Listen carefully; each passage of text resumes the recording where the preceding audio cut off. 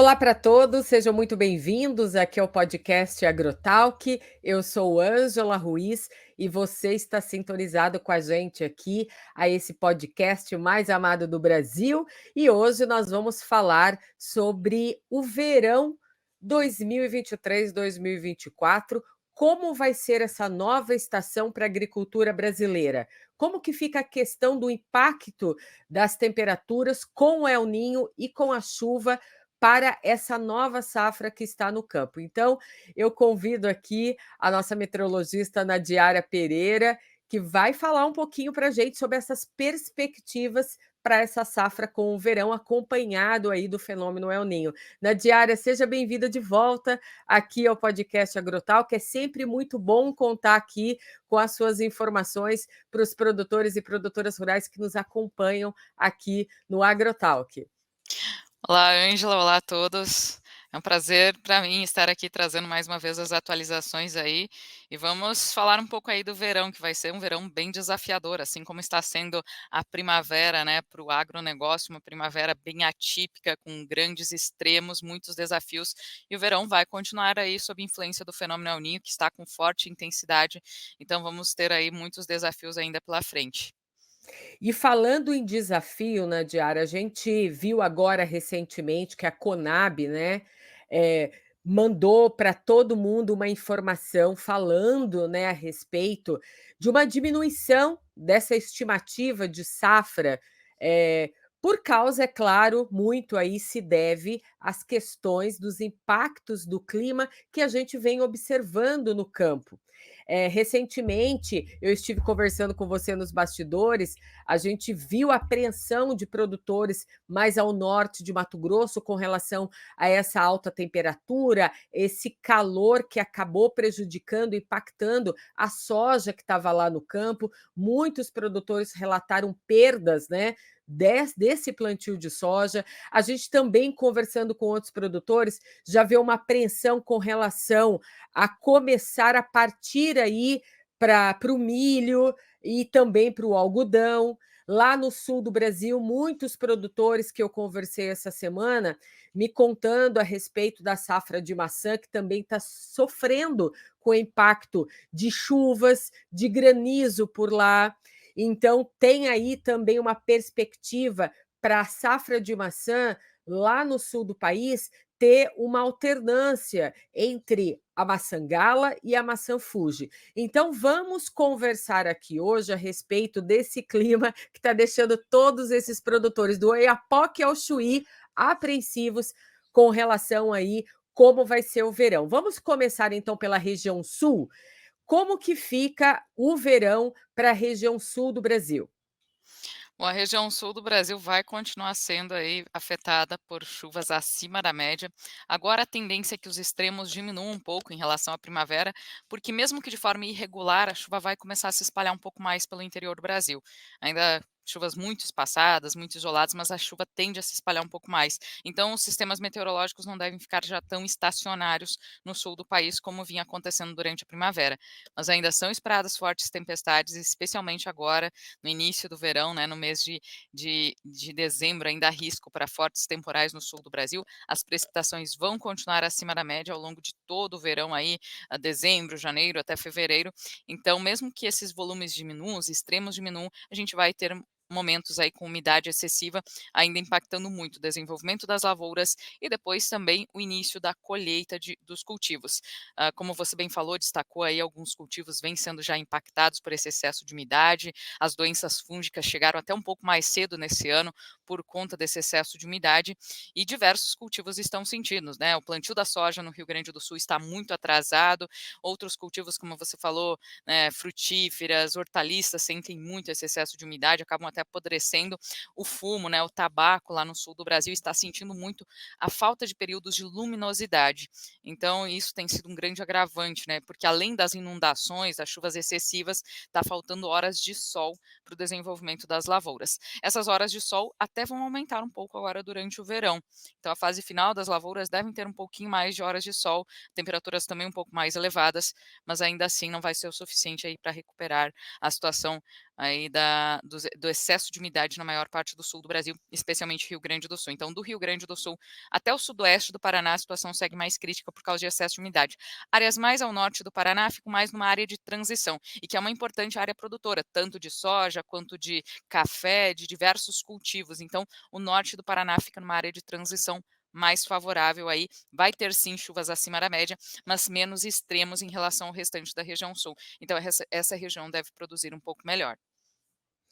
Então, você falou, sobre pontuou algumas áreas do sul e a gente sabe que o trigo no Rio Grande do Sul, teve um impacto muito grande com relação às chuvas volumosas, às ventanias que a gente, né, previu aqui na Climatempo e a gente viu, né, observou as rajadas de vento, ainda acontecem, né, ainda estão acontecendo, com a passagem de algumas frentes frias. A gente também observou queda de granizo, teve enchente, como você comentou, e a questão, né, da muita nebulosidade, falta, né, de horas de sol que dificultam, aliás, a conclusão da colheita do trigo no Rio Grande do Sul.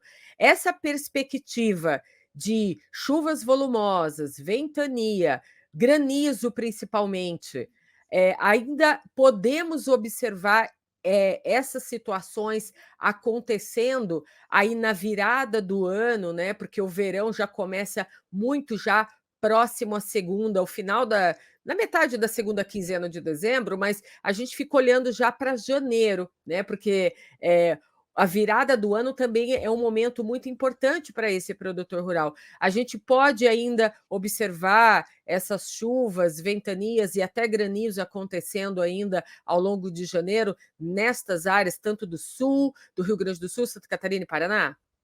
Sim, Ângela, ainda o risco continua alto durante todo o verão. O verão já é uma estação tempestuosa por ser uma estação quente, né? A atmosfera fica mais aquecida, e esse ano potencializado pelo fenômeno El Niño. Então a atmosfera fica mais instável, mais aquecida, acaba potencializando as tempestades. Então existe sim o risco.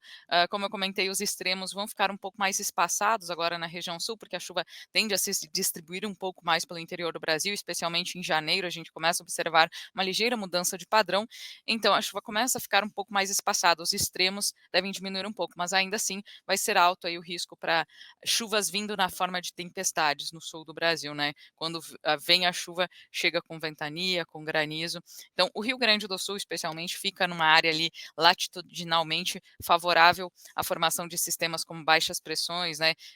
Essas baixas pressões atmosféricas que se formam ali no norte da Argentina e Paraguai, elas cruzam o Rio Grande do Sul e vão para o oceano formando ciclones. Então, são esses sistemas que normalmente potencializam aí os temporais, e o Rio Grande do Sul fica bem nessa rota favorável aí.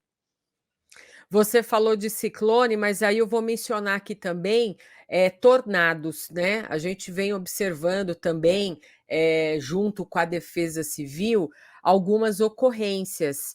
Eh, esses tornados, né, a gente sabe que não é muito comum, mas estamos vendo esses eventos extremos acontecendo. Esses episódios podem se repetir ao longo do verão na região sul do Brasil? Não dá para descartar, esses eventos mais extremos é difícil, né, prever, assim, a gente Sim. consegue ver com uma previsibilidade de curto prazo, né, mais próximo do evento, mas, o risco, como eu comentei, para o verão é uma estação já tempestuosa, com o El Niño potencializa ainda mais, então não dá para descartar, tem risco sim, a gente pode ter aí formação desses eventos extremos. Ô, Nadiara, é tão importante, né, fazer o monitoramento do clima, principalmente para essas áreas, do sul do Brasil que estão sofrendo bastante, porque a gente veio de 3 anos de Laninha, né, monitorando esse fenômeno. E aí depois veio o El Ninho, e o produtor do sul do Brasil falou assim: "Meu Deus, eu lidei com a seca, com a estiagem, e agora eu estou tendo que lidar com esses extremos, estou tendo que lidar com tanta chuva". Por que é tão importante, Nadiara, você que sempre está dentro das cooperativas, falando com esses produtores, ter esse monitoramento na palma da mão para observar e também fazer a gestão dessas informações?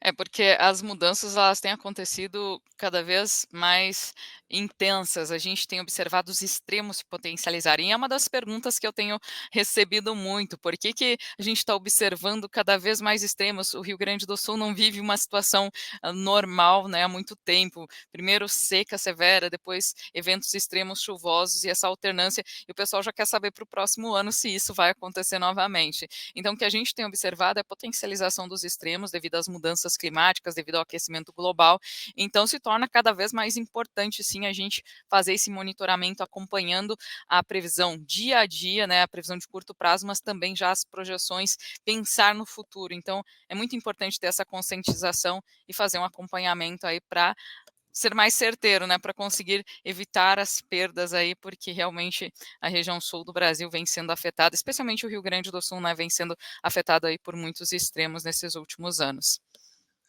Vamos falar então agora da região sudeste, porque nós temos aí São Paulo, Minas Gerais, Rio de Janeiro, Espírito Santo. A gente sabe que no Espírito Santo tem muitas lavouras de café, e Minas Gerais também, mas Minas Gerais também tem lavouras de soja, que ainda apresentam, uma situação um pouco abaixo do normal com relação à área semeada em Minas Gerais. E o café, lá em Minas, também já está tendo alguns problemas relacionados ao clima. Como que fica, então, essa previsão para a região sudeste do Brasil, para o verão, do ponto de vista da agricultura? É, a região sudeste está vivendo até uma situação mais atípica do que a gente esperava, porque nós temos comparado muito a situação atual, né, o evento atual de El Niño com o evento de 2015 e 2016, que foi o El Niño mais forte da história, impactou muito a distribuição das chuvas aqui no Brasil e temperaturas, e a gente via muita similaridade, mesmo o El Niño desse ano não chegando ao potencial de 2015 e 2016, a gente vê impactos muito similares. Só que eu tenho recebido relatos, tanto do sudeste quanto do centro-oeste, que os impactos têm sido mais severos. Sul do Brasil também, hoje eu conversei com produtores do Rio Grande do Sul que têm falado: "Não, os eventos extremos esse ano estão ainda piores". E no sudeste tenho recebido muitos relatos essa área centro e norte de Minas Gerais, incluindo o Cerrado, Zona da Mata, o Espírito Santo especialmente também, com grande déficit de chuvas e temperaturas extremas. Então o que tem potencializado ainda mais o estresse, esse ano nos cultivos e impactado muito já em produtividade, são essas ondas de calor que têm sido mais intensas e prolongadas, se a gente comparar ao evento de 2015, 2016. Então há um risco sim para impactos ainda mais intensos em algumas áreas. Por exemplo, no café do Conilon, do Espírito Santo, já teve 2 abortamentos de florada, áreas do Cerrado, da Zona da Mata estão sentindo muito esse estresse térmico, e só as áreas mais ao sul, né, de Minas e Alta Mogiana Paulista, interior de São Paulo, que tiveram chuvas um pouco mais volumosas, especialmente em outubro, ainda conseguiram segurar um pouco mais a condição de umidade em novembro. Agora, para dezembro, a expectativa é que as áreas entre São Paulo e sul de Minas Gerais tenham uma influência maior das frentes frias que avançam do sul do Brasil, então essas regiões devem enfrentar uma melhor regularidade. Mas a metade norte de Minas e o Espírito Santo ainda vão continuar com muita irregularidade, chuvas acontecendo na forma de pancadas, alternadas aí com períodos de sol e calor extremo. Então, essas áreas da metade norte de Minas e Espírito Santo ainda vão ser mais impactadas aí, vão ter mais estresse hídrico, estresse térmico agora durante dezembro. Entre janeiro e fevereiro a gente observa uma ligeira mudança de padrão. Janeiro começa a ter aí uma migração da umidade um pouco mais para norte do sudeste, inclusive as frentes frias devem avançar com maior frequência até a costa da Bahia, então devem favorecer a ocorrência de chuvas entre o interior de Minas até as áreas mais ao norte e Espírito Santo. Então, em janeiro, que já é um dos meses mais chuvosos do ano, se observa um aumento das chuvas, e fevereiro está se mostrando um mês mais chuvoso em grande parte do sudeste. Então a gente vai ter essa mudança de padrão ao longo do verão, mas o verão ainda vai começar bem complicado aí para algumas áreas, especialmente Espírito Santo, áreas da metade norte de Minas Gerais ainda podem enfrentar bastante perda de produtividade aí.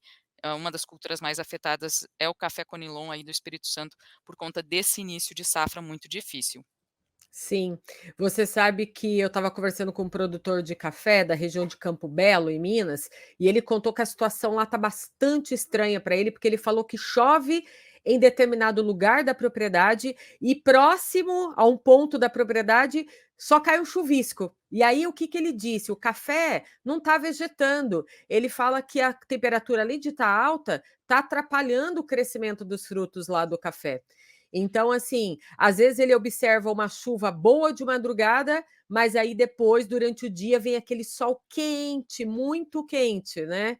Então eles Exatamente. realmente então E essa é uma característica do El Niño, né, o El Niño muda a característica da chuva, favorece mais a ocorrência dessas chuvas na forma de pancadas. Então, essas pancadas não garantem a homogeneidade da umidade no solo, então, é bem isso, algumas áreas, às vezes dentro de uma própria propriedade, né, um talhão recebe um volume de chuva melhor, apresenta um melhor desenvolvimento, e outro talhão ainda segue com um desenvolvimento mais irregular, abaixo da média. E a gente destacou bastante o café aqui, mas outros cultivos, citros, hortaliças, estão sentindo muito esse estresse térmico. O estresse térmico, além de reduzir a produtividade, né, reduzir aí, acabar diminuindo principalmente o stand das plantas, também acaba interferindo na qualidade final do produto, né. Hortaliças e citros, por exemplo, sentem muito a variação de temperatura, acaba mudando coloração, enfim, então acaba tendo uma perda lá na frente também. Então a gente vai já estamos vivenciando isso, né, a gente já tem relatos aí de problemas, né, com hortaliças e citros, e a gente deve viver isso ainda mais lá na frente, porque principalmente os produtores de citros estão preocupados, porque uma das piores safras no setor foi depois do El Niño de 2015 para 2016, e eles estão vendo grande similaridade com o que vem acontecendo esse ano por causa dos extremos de temperatura máxima aí na região. Você pontuou, algo muito importante na diária, que é a respeito dos hortifrutis.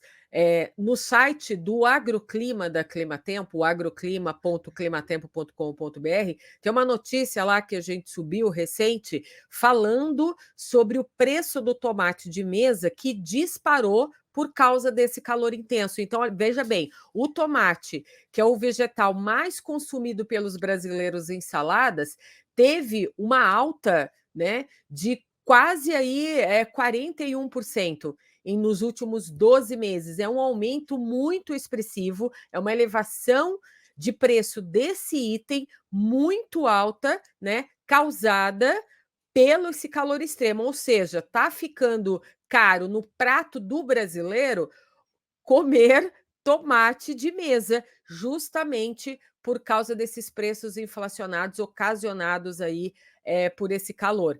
E é claro que essa situação, né, a gente vai falar disso aqui, mas talvez só seja amenizada aí lá para outono, inverno, e a gente vai falar disso, porque eu quero que você fale até quando esse El Niño vai durar. Vamos partir para a região centro-oeste, porque a região centro-oeste é uma região de um polo agrícola super importante, né? Mato Grosso do Sul, temos Goiás e Distrito Federal, e a gente sabe que se concentra ali áreas de soja muito extensas e também de algodão e também de pecuária. Qual que é a previsão para esse verão para a região centro-oeste? A região centro-oeste vai continuar ainda com muita irregularidade. Mato Grosso do Sul, já vem chovendo melhor, né, desde do final do mês de novembro, tivemos uma regularização aí em diversas áreas, tenho conversado muito com os produtores ali do norte de Mato Grosso do Sul, região de Chapadão do Sul, ali voltou a chover bem, já tem acumulado de 200 milímetros desde o finalzinho de novembro, então Mato Grosso do Sul já está enfrentando uma melhoria e a tendência é que a chuva continue um pouco mais regular. Assim como São Paulo e sul de Minas Gerais, que ficam nessa região de transição, Mato Grosso do Sul vai ter maior influência das frentes frias que vão avançar do sul do Brasil. Então, algumas áreas até podem receber volumes abaixo da média, mas a chuva, de uma forma geral, deve acontecer com maior frequência em Mato Grosso do Sul. Agora, Goiás e Mato Grosso seguem numa situação mais crítica aí, em grande parte do verão, especialmente quanto mais a oeste, né, oeste de Goiás e interior de Mato Grosso, a gente vai continuar com irregularidade. Agora, em dezembro e janeiro, que são meses muito chuvosos, o desvio negativo deve ser mais acentuado, porque a chuva vai acontecer muito na forma de pancadas. Então, são essas pancadas que, além de ter uma distribuição espacial muito irregular, elas não têm, na média diária, um volume muito expressivo. Então, não vai ser aquela chuva suficiente para atingir a média do mês de dezembro. Então, dezembro, janeiro devem ter um déficit, um desvio negativo mais acentuado de precipitação no interior de Mato Grosso e boa parte também do estado de Goiás. Então, Mato Grosso, a gente observa aí que a chuva acontecendo muito na forma de pancadas, tem uma ligeira melhoria em relação à primavera, porque agora em dezembro, como já é típico da época do ano, as chuvas devem ocorrer com um pouco mais de frequência, mas ainda assim não são todas as as áreas, essa chuva não deve garantir homogeneidade, então de forma regionalizada muitas regiões aí vão continuar enfrentando problemas por conta de déficit hídrico. E além da chuva irregular, o calor vai continuar acima da média, a gente não deve ter mais ondas de calor tão duradouras como na primavera, porque agora os períodos de tempo seco não serão tão prolongados, mas ainda assim as temperaturas vão continuar acima da média, vamos ter um verão muito quente por conta dos efeitos do fenômeno El Niño e alguns picos ainda, mesmo que menos duradouros esses picos de calor, a gente deve ter aí temperaturas ainda batendo valores extremos em diversas áreas do Brasil central. As chuvas devem aumentar em partes do centro-oeste, entre janeiro e fevereiro, assim como no interior do sudeste. A gente vai ter um espalhamento aí da umidade, entre Goiás e áreas até mais ao leste de Mato Grosso. Mas ainda assim, essa chuva chega de forma tardia. Então, lá na frente, para aquelas áreas que já conseguiram plantar mais cedo, algumas áreas do sul de Goiás, sudoeste de Goiás até apresentam um melhor desenvolvimento das lavouras, conseguiram plantar um pouco mais cedo. Aí essa chuva chega de forma tardia e pode impactar até o início da colheita, né, entre janeiro e fevereiro. Agora, as áreas mais a oeste, pegando Mato Grosso e até o Pantanal de Mato Grosso do Sul, a gente deve ter aí a irregularidade persistindo ao longo de todo o verão. Tem um outro produto tradicional, né, no consumo dos brasileiros, que é o feijão, e ele está apresentando assim cenários bastante diversos nas lavouras cultivadas nessa primeira safra pelo país todo. Vamos falar do Mato Piba, porque o Mato Piba é uma região muito também importante para a produção agrícola de várias culturas, né? Nesse caso do feijão, da soja também, temos também parte de algodão ali no Mato Piba, e outras culturas. Como que fica, essa previsão, né, englobando aí a região Nordeste e Norte, e esse ponto específico do Mato Piba para o verão na agricultura brasileira? O Mato Piba deve ser uma das regiões aí, assim como o Rio Grande do Sul, uma das regiões mais afetadas aí pelos extremos do El Niño, né. O El Niño, tanto o El Niño quanto o Laninha, eles provocam mais efeitos nos extremos do Brasil, né, no sul e nas áreas mais ao norte. Então o Mato Piba deve ser uma das regiões aí que deve enfrentar maiores perdas de produtividade por conta da irregularidade das chuvas, dos volumes abaixo da média. Além desse atraso na instalação da chuva, né, na regularidade das chuvas agora durante a primavera, a gente deve ter aí muita irregularidade também durante o verão.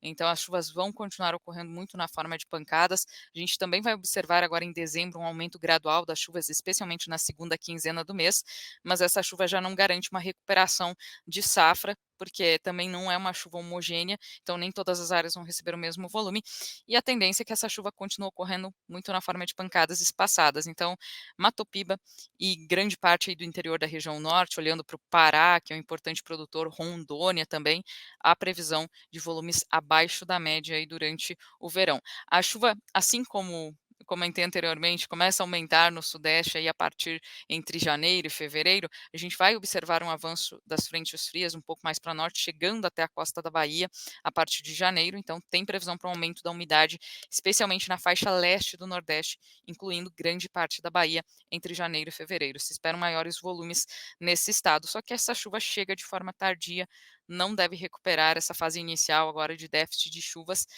algo muito similar com o que aconteceu entre 2015 e 2016, que a gente teve grandes perdas de produtividade.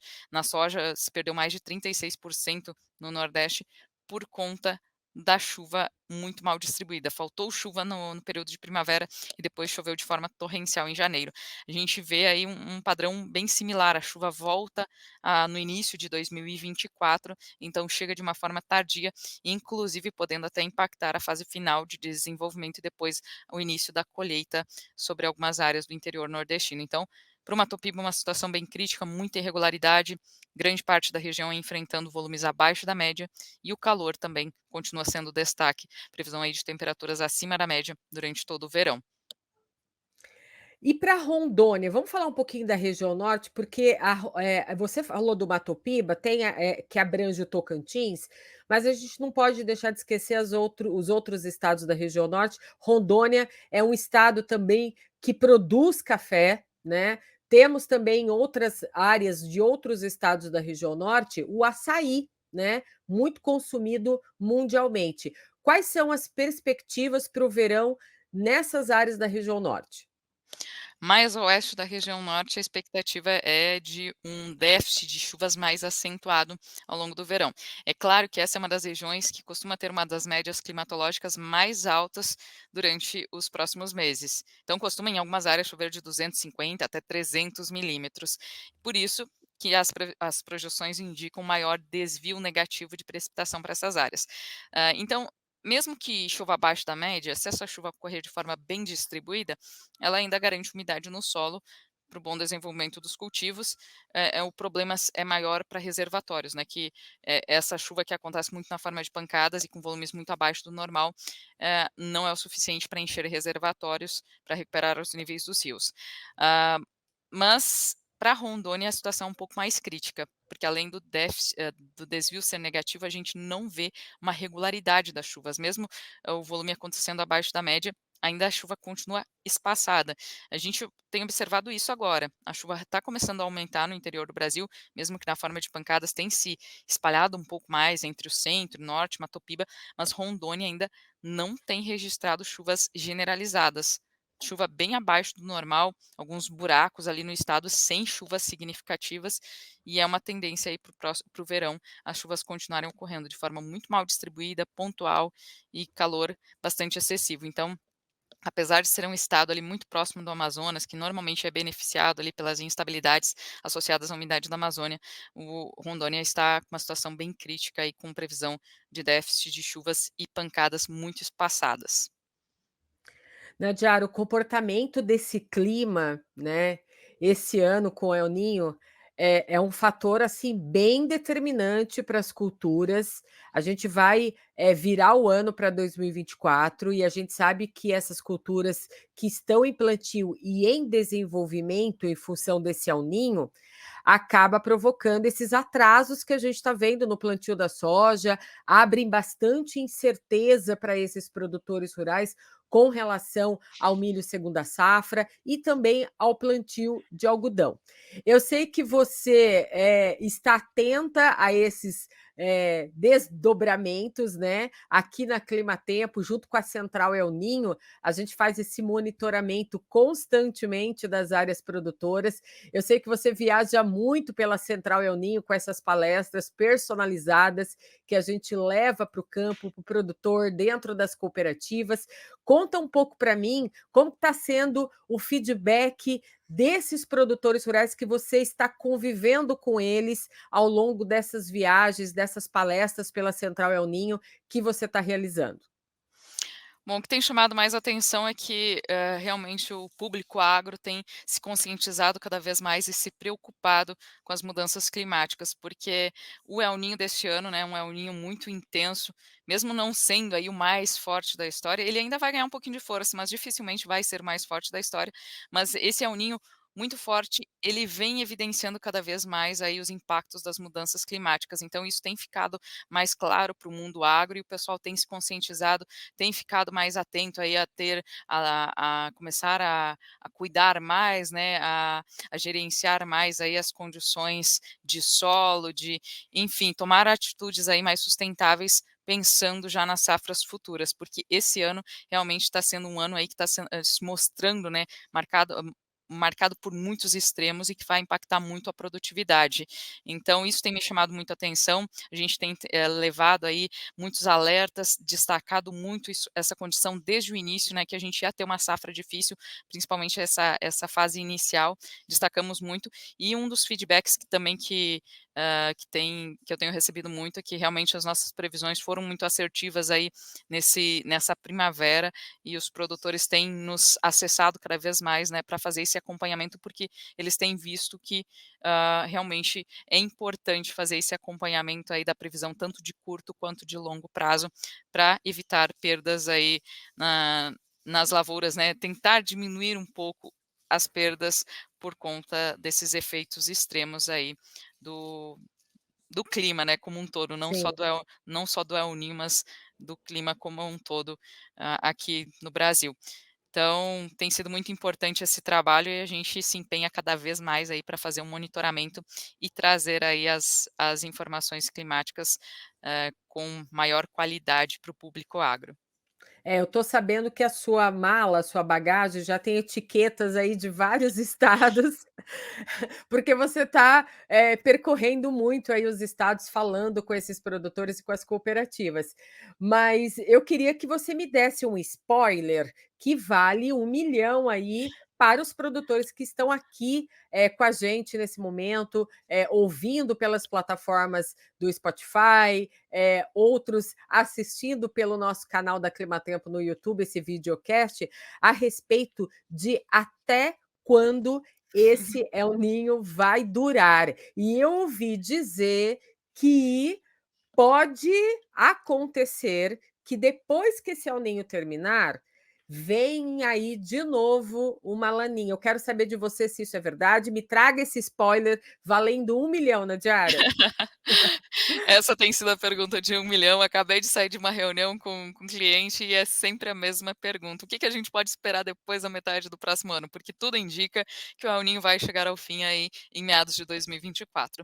Isso, o que mais reforça ainda essa informação, né, as projeções de diversos centros internacionais que fazem monitoramento oceânico começaram a mostrar aí uma tendência, uma probabilidade maior para o fim do El Niño na metade de 2024, e o que reforça ainda mais essa informação é porque normalmente a gente olha para o histórico, os fenômenos El Niños, eles têm sido sim cada vez mais intensos nas últimas décadas, potencializados pelo aquecimento global, mas eles não são eventos tão duradouros. Normalmente duram aí entre um ano e meio. Então, tudo indica que realmente ele deve chegar ao fim aí em meados de 2024. Agora, depois disso, ainda é muito difícil cravar. A gente pode ter muitas mudanças aí até o outono de 2024. Os modelos ainda costumam oscilar muito até abril e maio. Então, é muito importante a gente ir monitorando e atualizando. Mas sim, existem algumas projeções mais estendidas que começaram a mostrar uma mudança, uma inversão de sinal.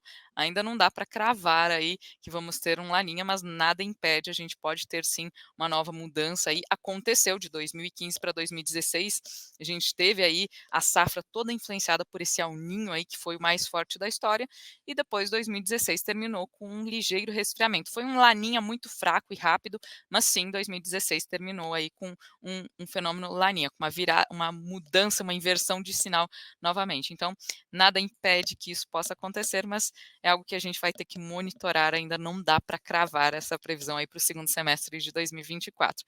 E a pergunta que todo mundo faz é: e se vier uma neutralidade climática, o que vai acontecer? Aí é ainda mais difícil a gente projetar, porque em neutralidade climática a gente acaba tendo aí influências de oscilações de menor escala, o Oceano Atlântico acaba tendo o Oceano Atlântico sempre tem um papel muito importante, mesmo agora durante o El Niño, mas aí ele acaba tendo uma influência ainda maior. Então, Oceano Atlântico, oscilações de menor escala, que aí mexem muito na previsão de curto e médio prazo também. Foi importante você falar isso a respeito da temperatura do oceano, porque eu digo que o produtor rural, ele tem que entender um pouquinho de economia, ele tem que entender de administração e gestão, mas tem que entender também sobre meteorologia, sobre previsão do tempo, né, para ajudar nessa gestão administrativa. E a gente vai organizar um evento muito importante ano que vem, que é o ENSEA, que é o Encontro Nacional Aplicado às Mudanças Climáticas para o setor do agronegócio, junto com o setor elétrico brasileiro. Porque, do ponto de vista de geração de energia, o produtor rural ele precisa dessa geração de energia, dessa distribuição de energia, para produzir um alimento que chega da mesa do mundo todo, né? Então, dentro deste evento que a Climatempo vai realizar em São José dos Campos, ano que vem, provavelmente ali entre final de junho, julho, início desses meses. Ah, Já claro temos que. Já temos Hã. a data, dia 25 de julho, já inclusive as pré-inscrições já estão abertas, dá para acessar ali no link da bio do Agroclima, da Climatempo, já dá para Olha fazer a aí, dia vinte pré-inscrição. e cinco de julho, então, já está batido o martelo para esse grande evento, e lá vamos falar de muitas informações relacionadas a esses 2 segmentos, mas a gente vai falar também dessa temperatura do Atlântico, a gente vai falar como que vai ficar as perspectivas do clima a partir de julho em diante, né, para o produtor ter Vai essa ser noção. Vai ser um momento muito importante, porque vai ser bem um momento ali de definição, um momento que a gente vai conseguir já visualizar melhor como vai ser o segundo semestre e o início da próxima safra, né, de 2024 para 2025. Então é bem no momento ali crucial que a gente consegue ter uma definição melhor das previsões climáticas para o segundo semestre. Então, fica o convite aí, porque vai ser um evento com certeza que vai abordar aí muitas informações importantes das previsões e também dos impactos aí das mudanças climáticas. Então, para você, produtor que está acompanhando aqui o nosso podcast, corra lá no agroclima.climatempo.com.br. Você vai ver lá já as inscrições abertas para esse evento que vai acontecer no dia 25 de julho. Ele vai ser realizado na cidade de São José dos Campos, dentro do Parque Tecnológico. Então, a gente vai esperar por você lá, pela sua inscrição. E, é claro, a gente vai esperar também pelas empresas, pelas cooperativas, todo o público agroenergético que vai estar com a gente nesse evento em julho.